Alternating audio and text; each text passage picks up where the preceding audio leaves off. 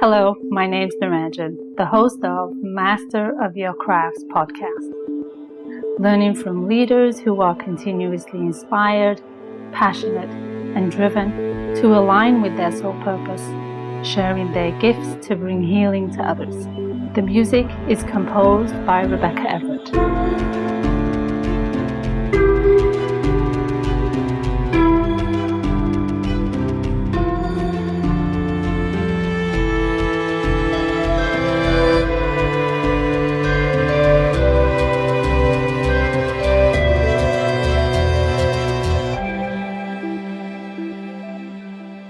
Today is episode number 73, and I'll be talking to Corbie Mitleid, who has always been a different one, a writer, a visionary in a completely medical family.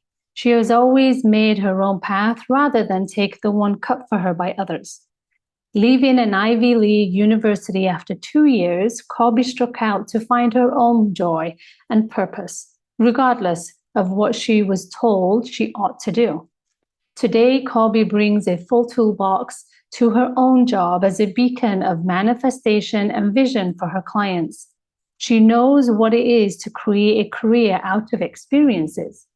While she's now a full-time intuitive counselor and inspirational speaker, her career has encompassed positions as an author, professional actress, video producer, radio personality, executive recruiter, and power behind the throne for a number of high-profile CEOs. Corbie's career now spans the globe with clients worldwide. Her talent as an intuitive are featured in best-selling books. Still, her clients treasure her attitude of, "I'm not special, you can do it too." Hello and welcome to Corbie. How are you, Corbie? It is wonderful to be here. I'm great. Thank you for asking me on the show.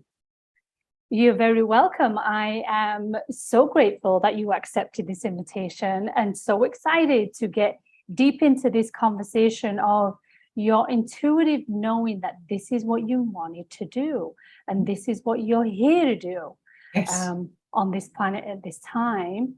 So in all of that, because I know there's going to be so much more that's going to be unraveled in this conversation, what do you believe about yourself? And does it define who you are?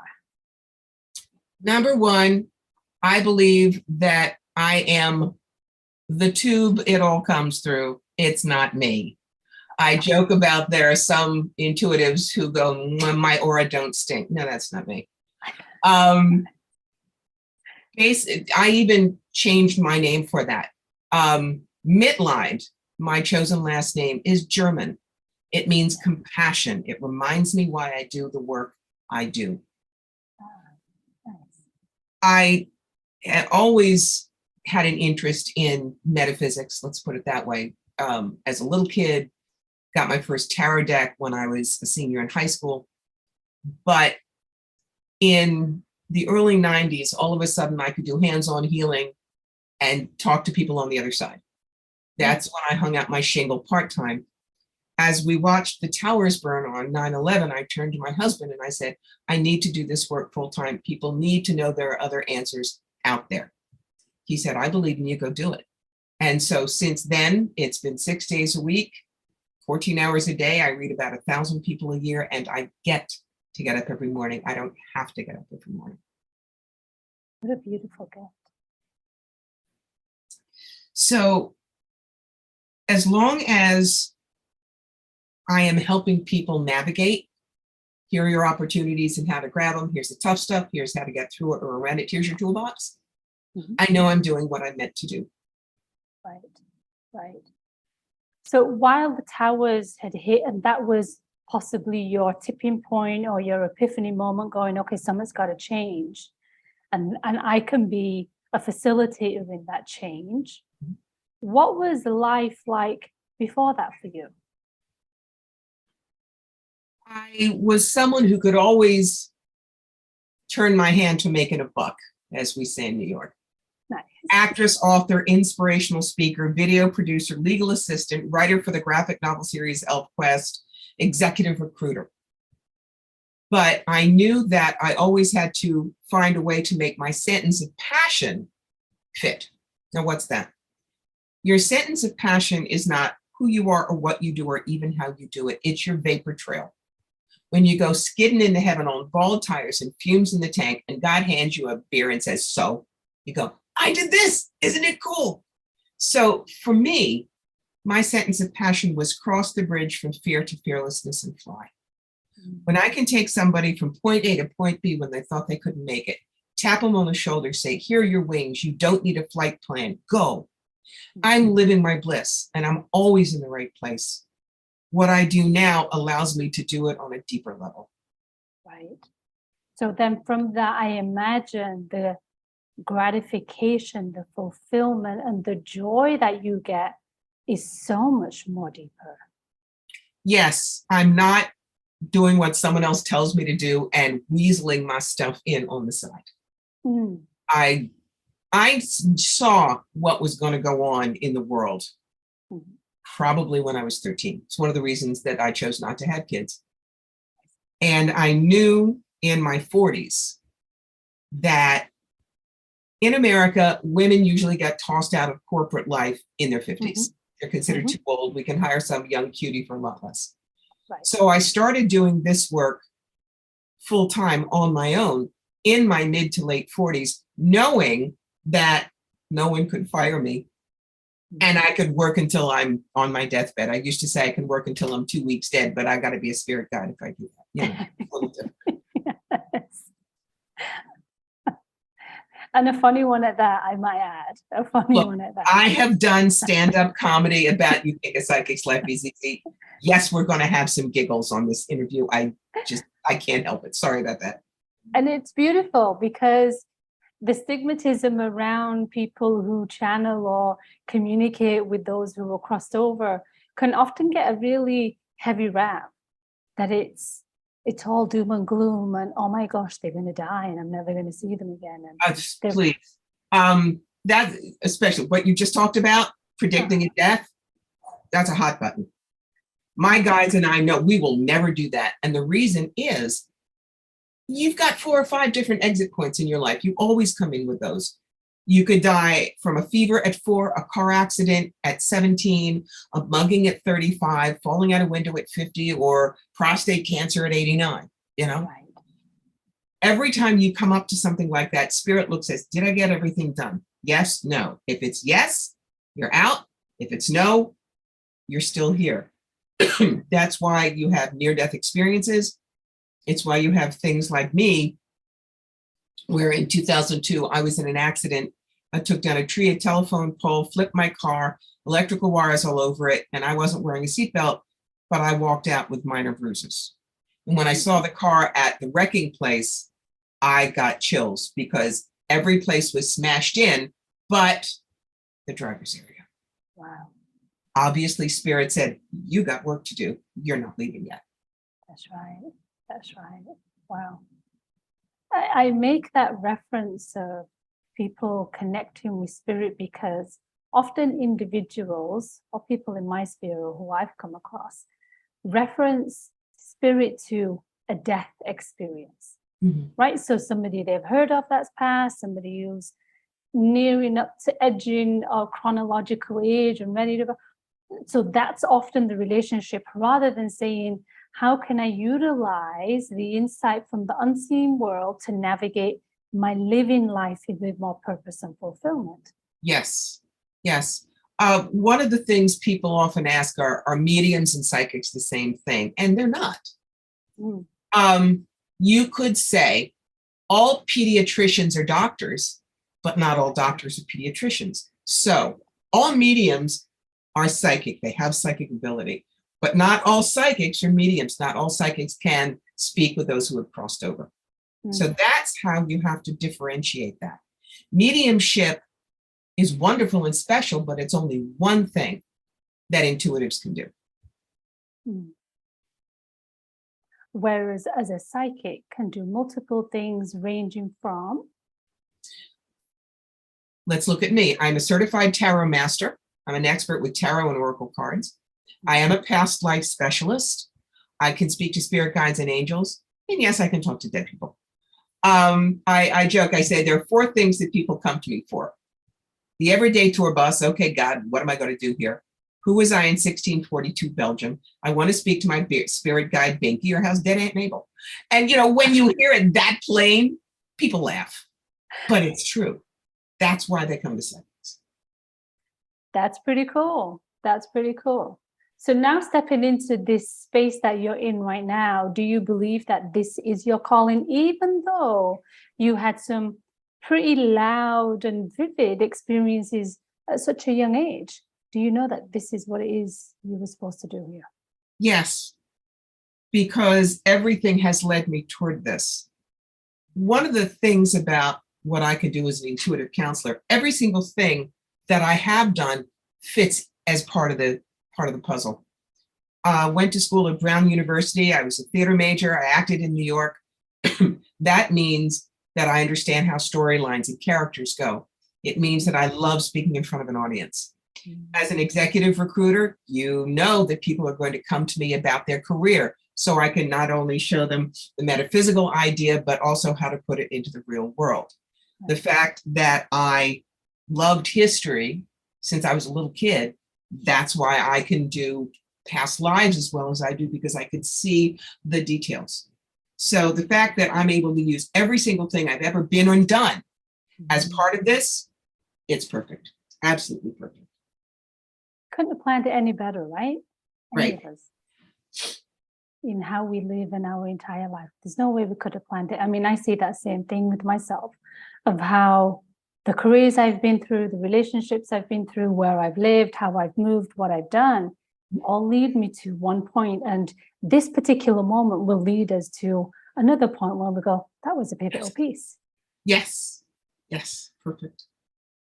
What do you feel are some of the attributes that you have that connect you to your purpose?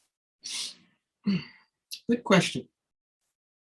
I know that I have had a very fraught life. I've done the cancer dance 3 times. I've been divorced twice before I finally got the right guy, and we're hitting our 20-year anniversary this year. Congrats. My parents, all 3 of them have gone. I had my 2 bios, and I adored my stepmother. Been through poverty, been through abuse, been through rape. There has been so much change that I can literally turn on a dime.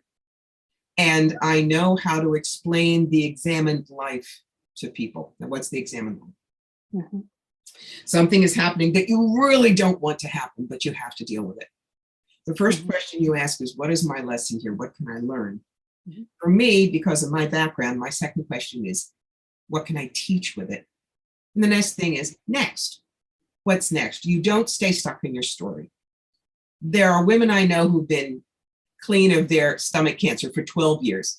But the first thing is, hi, my name is Mary June, and I'm a cancer survivor. Right. Well, I was the Betty Crocker homemaker of Ternara in New Jersey in 1973, but I don't introduce myself like that now because I've gone past that story. Right. So the fact that I am living proof you can move past your story, you can get through change, and you can take these crises and make them work for you, means that clients listen to me. They don't think that I'm some size 2 blonde with a trust fund who's never suffered in her life. Right. Those are so pivotal pieces of building a relationship and working with somebody, especially something in the world of mediumship or psychic, because it's so personal. Yes. Yes. It's so personal. And that's why they have to trust you, because you are getting into some of their deepest fears.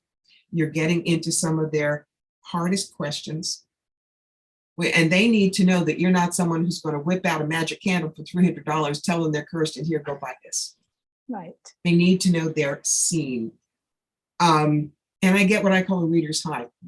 For years, I did shows 3 times a year in Kitchener with the wonderful Stan Mallow and Ray Fauché. They ran the First Star Psychic Fairs, and it was always at Bingham's. people I know will know Bingaman's.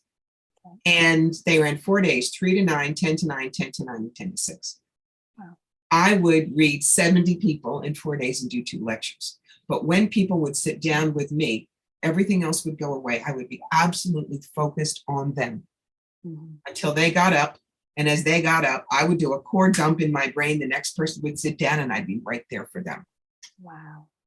By the end of the day, yeah, I was exhausted, put me in a body bag and wheeled me back to the B&B. But every single time I was there, I was helping somebody figure out their life, move forward with strength and courage and self-belief. And those are such pivotal pieces on this journey of living life on this planet, this playground, but hard knock school. Yes, yes. But you can't see the hard knocks as good and bad karma. That's also important. The work I did with Robert Schwartz in his books, Your Soul's Plan, Your Soul's Gift, Your Soul's Love. Karma is actually 5 things: healing, service, contrast, unbalanced energy, and healing of beliefs. Now, how does that help you? Let's take the character of Ryan White. Ryan White was the young boy in the 80s and early 90s in the United States who contracted AIDS from a blood transfusion before people really understood about AIDS. And people were cruel to his family. He was a pariah. It was really awful. People who don't understand the nuance of karma think, oh, bad karma because he must have been a bad person. Right. Along comes Elton John. Elton John became friends with the family, deeply moved, played at Ryan's funeral, went and got sober from drugs, alcohol, you name it, and has stayed sober for over 30 years, and started the Elton John AIDS Foundation, which has raised over $500 million for HIV and AIDS research worldwide. He did it because he was so inspired by Ryan. So my understanding is that Ryan's soul, when it was looking at doing this incarnation, said, short life, tough life, but look what we can do. So Ryan White's karma wasn't bad karma.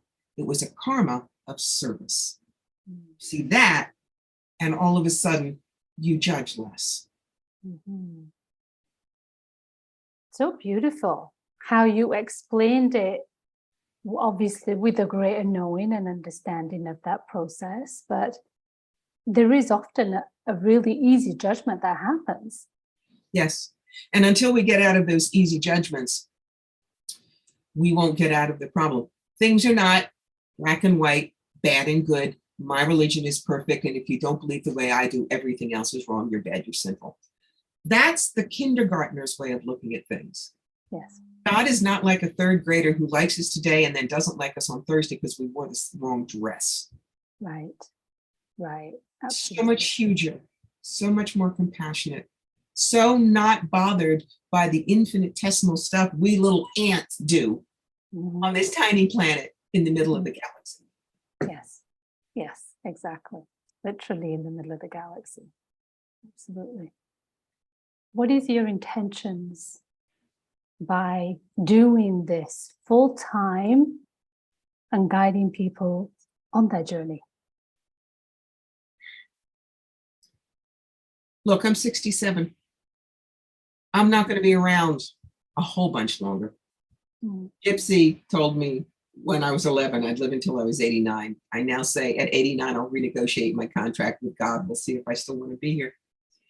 But there's more time behind me than ahead of me. What do I want to do to make the earth a little bit better than it was when I got here? Right. That's our job. Leave wherever you are a little bit better than it was before you got there. If I can give people ways to find their own courage, to believe in themselves, to love themselves, to understand who they are, and not constantly have to look outside for people to tell them who they are and what they're worth, I have done my work. And happily so. Do you believe that that is, to a certain degree, the same mission or intention that many other psychics have when they guide people on their path too? I would hope so. Right. But I have learned not to judge. Mhm. You know, there are fakes. I'll give an example. There's a show that they used to do in Toronto. I think it was at the Queen Elizabeth Center. Mhm. Big psychic fair, 250 booths. Yes. Now, the promoters cannot vet everybody. So they just take. This was 15, 18 years ago. There was a fake gypsy booth across from me. And you had the people who were walking down the aisles and they were looking at things.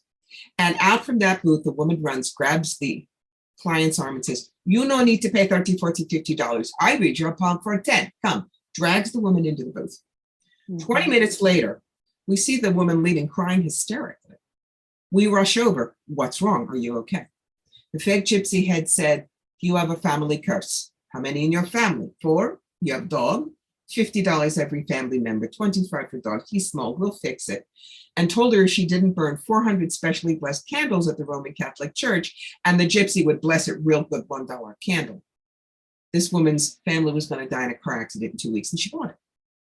There are those around. Frankly, that's why I wrote my book, The Psychic Yellow Brick Road, How to Find the Real Wizards and Avoid the Flying Monkeys. There are a million books out there that will teach you how to be psychic. I don't need to write that.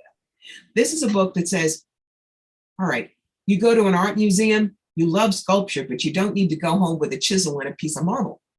Right. If you want to use intuitive guidance, you don't need to learn to do it, but you do know how to be safe. And so in the book, I discuss how to choose one, how to get the best out of the session, questions to ask, what you shouldn't ask, when to run, so that people have some real idea of who we are and what we do, so they can choose safely and wisely. Yes. And that's so important, because often people in those spaces are seeking something, they're yearning for an answer for something that they want that they're not getting. That's right. And they need to learn when it's appropriate to ask and when it's not. I mean, there are certain times you should not get a reading. And other psychics have read this book and they laugh. They go, "God, I wish I'd had this when I was starting." Because in there is one particular page that all of us recognize. It's the client that absolutely has to have this person. And the dialogue usually goes, "Does Bruce love me? No." "Well, is he going to love me? No, he's not." "Well, if I do such and such, will he love me? No." "Well, is he going to call? No." "If he's not going to call soon, he's going to call later." And they beat on you, hoping that you will finally say, "Yes, yes, he loves you and he wants 7 babies with you, but he just doesn't know it." "Oh, good, I thought so." Don't do that to us, please. And they go to psychic to psychic to psychic until they find someone who will say that, but that sets them up for, you have a blockage and he'll never come to you unless you burn these candles and pay me $1,000. Right. So that's what I'm trying to warn people against. Yeah. So on the grander scale of things, what do you feel, why are we here? Why are we on this planet and chosen to live out all these aspects of karma? I get it, we're here to be schooled to a certain degree and our soul's evolution and that aspect, but why else are we here? I use the example of the white room. You've got a white room with white curtains and white furniture and a white piano with white keys, and that's all you got. You have no conception of another color. Eskimos have 250 words for snow, not one for palm tree, not in their idea. Right. So learning is too simple a word. There are things that can only be experienced in the body. There are experiments that can be run only in the body. Mm-hmm. If your soul decides, for instance, that you want to see motherhood in all of its forms, you can't do that in one life. You're a mom with 1 million kids. You're someone who can't get pregnant. You're someone who adopts. You're someone who marries an older guy and, all of a sudden mothers his children. You also come in as a male to see what is it like if you treat the mother well, if you don't, if you just scoot out. So this is like, you don't do one experiment in biology class and learn everything in biology. You do lots of them, and then you put them together and you go, oh, okay, fine. And you can do certain things in a body with that duality that you can't do there. People ask what happens to us when we die. The way I try to explain it, this is like a coat that when we cross over, we hang up in a closet. Think about the actor Matt Smith. Matt was the 11th Doctor on Doctor Who. Matt was my doctor with the bow tie and the two short pants and the crazy best friend. But when he was done being the Doctor, he turned around and he was Prince Philip in the first 2 seasons of The Crown. The Doctor and Prince Philip are wildly different characters. They were both brought to life by Matt Smith. So think of Matt Smith as the soul, the higher self, and the 2 parts he played as incarnations. Now, what happens when we connect with someone who's passed over? We're going to get all the good things that they were, because that was soul. When I connect with my father, because he will sometimes come in when I'm doing medical intuitive work. He was a fabulous cardiologist. What do I get? He still has terrible puns. He's compassionate, he's loving, he's funny, his medical incisiveness is wonderful. What is he left in the closet that he doesn't need anymore? His anxiety, his depression, and his hypochondria.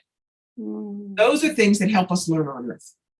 But the positive things, compassion, service, love, non-judgment, understanding, that's all our soul shining through these bodies. And so the closer we can get to soul, better off we are. Right. Absolutely. 100%. Yeah. I hear often about the shifts that we are going through energetically on this planet and beyond, because they're massive, right? Especially in the last number of years, they've been ridiculous. How does one navigate that unseen world to the seeing people, I guess, to a certain degree? You do the best you can with what you have where you are. Famous quote by President Theodore Roosevelt. Yeah. I am not going to appeal to everybody. Sure. There is the wave of religious fanaticism in the United States that is scary. Am I in danger? Maybe. I don't know. But I just say, you want me here? Watch my back. Right. Tell me what to do. Right. I do not know. What's ahead is scary. I'm not going to glurpy purple you and say, it'll all be fine. No, it won't. No. Because we're living the Tower card. Yes. I remind people that in my understanding, the Tower card is not doom, gloom, and destruction. It's not. I tell people, I want you to think of it as the imploding sports stadium. Blue Jays want to build a new stadium. They got to blow up the old one first and clear the ground. Yes. If mankind is going to survive beyond another 7,500 years, we have to get rid of the inequality, the fear, the hate, the greed. Will we do it in time? I don't know. But I do know that if we don't make it on this plane, this planet, God will probably just shrug its shoulders and say, okay, let's go over here and try that. Okay. Right.